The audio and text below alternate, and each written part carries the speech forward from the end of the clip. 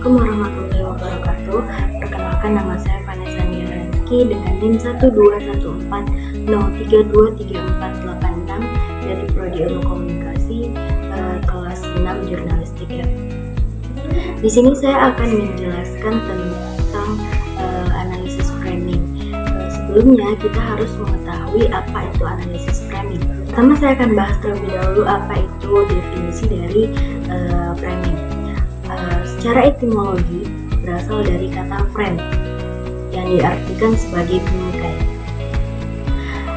Frame juga diartikan sebagai cara bercerita hasil konstruksi makna peristiwa, peristiwa yang berkaitan dengan objek ataupun wacana.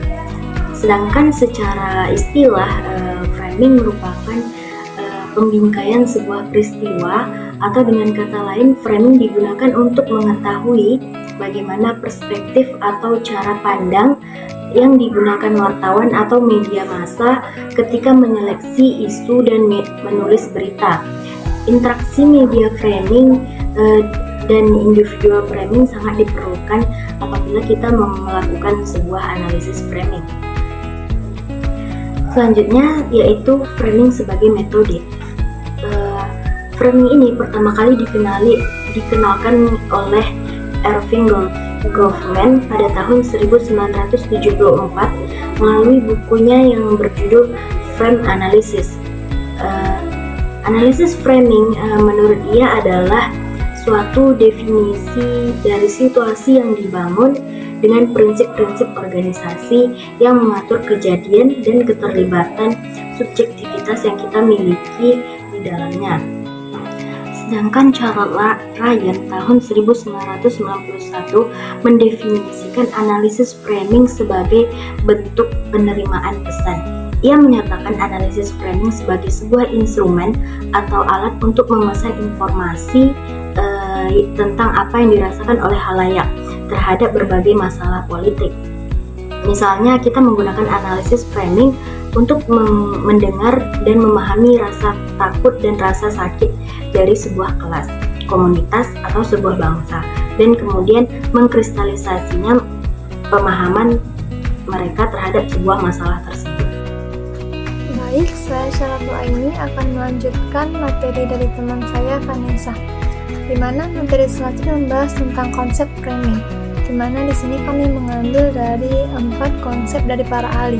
Yang pertama yaitu berdasarkan dari Gregory Bateson pada tahun 1955 sampai 1972. Di mana di sini Gregory Bateson menekankan bahwa frame adalah sebuah konsep psikologi yang merujuk pada pentingnya pesan sebagai elemen yang mengkondisikan definisi dan bentukan. Nah, di mana setiap pesan itu secara eksplisit maupun implisit mendefinisikan sebuah frame ipso facto memberikan instruksi kepada penerima untuk memahami pesan termasuk yang tercakup dalam frame. Nah, berarti Gregory Bateson ini menekankan bahwa konsep dari framing itu seperti memberikan instruksi kepada penerima agar pesan yang tersampaikan itu dapat dipahami yang tercakup di dalam frame.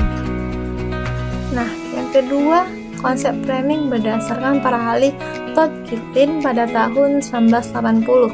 Nah, Todd Gitlin ini berpendapat bahwa konsep itu dibangun melalui seleksi, penekanan, dan penyajian, di mana Gitlin ini mengaitkan konsep secara langsung dengan produksi wacana berita, dengan mengatakan bahwa frames itu memungkinkan jurnalis untuk memproses informasi yang besar secara lebih cepat dan berkesinambungan, dan mengemas informasi tersebut untuk disiarkan secara lebih efisien kepada khalayak.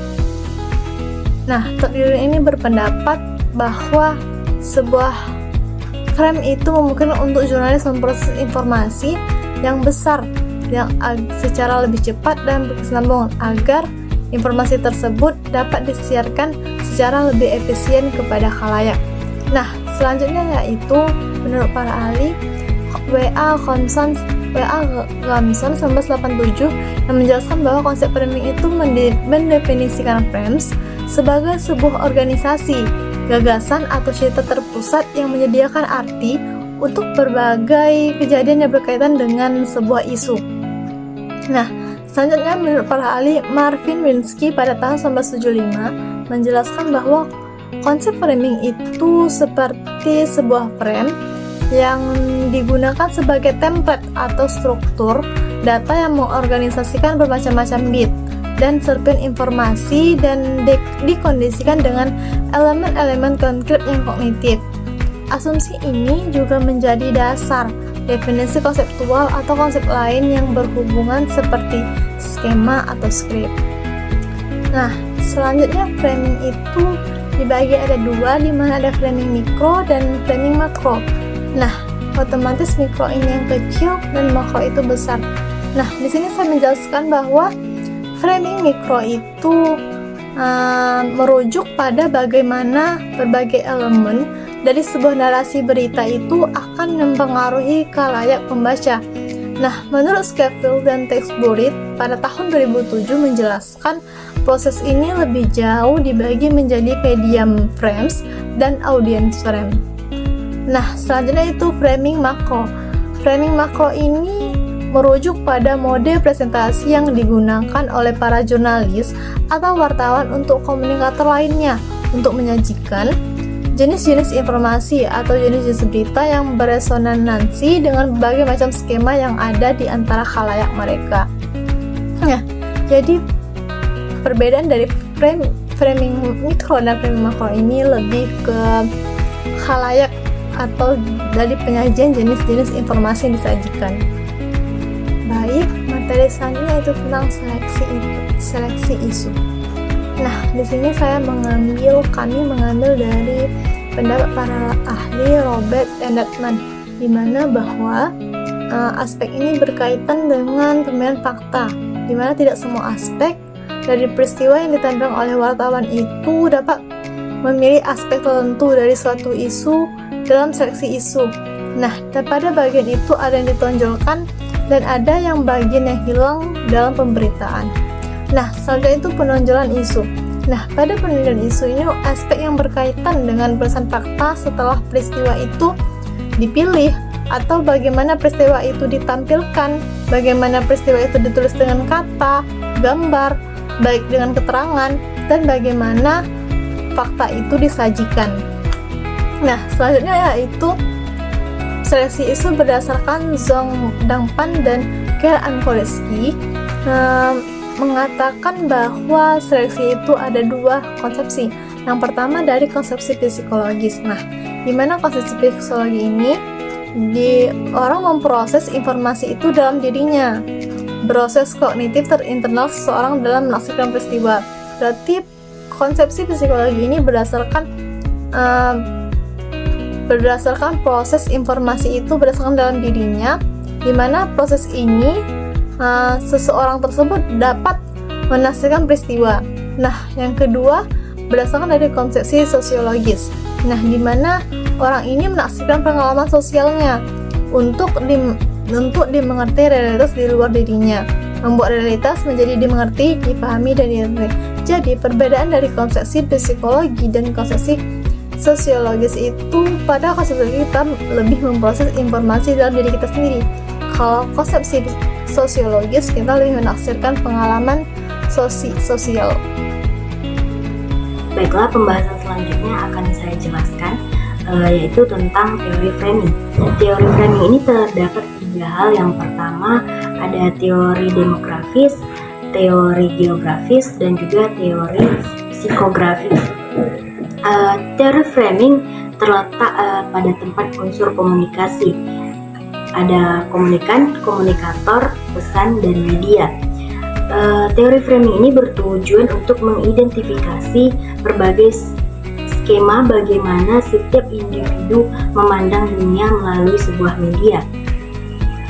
Adapun teori demografis itu yaitu tentang gambaran bagaimana penduduk pada suatu negara atau wilayah dengan rakyat atau penduduk sebagai gambaran. Adapun contoh dari teori demografis ini yaitu kelompok gender, kelompok umur, kelompok pekerjaan, kelompok pendidikan, status, dan juga status ekonomi sosial. Sedangkan yang kedua yaitu geografis. Geografis ini berhubungan dengan wilayah, misalnya seperti kota besar, pedesaan, sebuah negara maupun sebuah kalangan internasional. Yang ketiga ada psikografi. Psikografi ini merupakan minat atau ketertarikan opini, sikap, dan juga kepribadian tata nilai dan gaya hidup seseorang. Materi selanjutnya yaitu hubungan framing dan media. Hubungan framing dan media itu terdapat dua hal. Yang pertama, media dianggap sebagai tempat framing, dan yang kedua, framing dilakukan oleh media. Jadi yang dimaksud dengan media sebagai tempat framing itu ialah media merupakan salah satu kajian penting yang berhubungan dengan komunikasi media saat ini, dijadikan sumber dalam pengetahuan data. Selain itu, media juga benar-benar dianggap sebagai suatu proses pemberian informasi bagi halayak. Adapun yang dimaksud dengan framing dilakukan pada media, ini seperti media itu merupakan salah satu bentuk pemantauan perkembangan dalam mengangkat isu yang berhubungan dengan kandidat baik secara langsung maupun tidak langsung. Dari sini akan diketahui citra kandidat di media sehingga dapat menjadi pertimbangan strategi kampanye. Analisis media ditujukan pada media yang paling banyak dikonsumsi oleh publik. Itulah mengapa analisis framing itu dianggap dan dilakukan oleh media, karena media itu sangat memberikan pengaruh bagi khalayak yang membaca informasi yang disebarkan. Nah, materi selanjutnya yaitu dampak framing. Nah, yang pertama, dampak dari framing itu udah bisa membangun ketidakpercayaan terhadap media.